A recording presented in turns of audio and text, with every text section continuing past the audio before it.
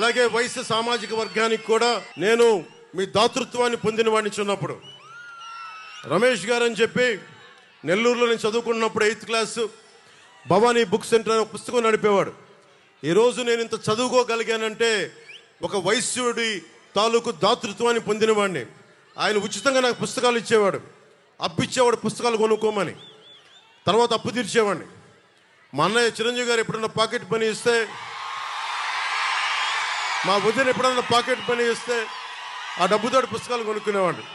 అప్పుడు దాకా ఒక రమేష్ నా ఫ్రెండ్ సీనియర్ ఆయన కూర్చొని అప్పిచ్చేవాడు. అలాగే నేను వైశ్యుల చదువుకున్నానంటే, ఇంగ్లీష్ మాట్లాడగలుగుతున్నానంటే నిజంగా నా ఫ్రెండ్ రమేష్ వైశ్యుల దాతృత్వానికి నేను రుణగ్రస్తుండే. చాలా సంతోషం అండి.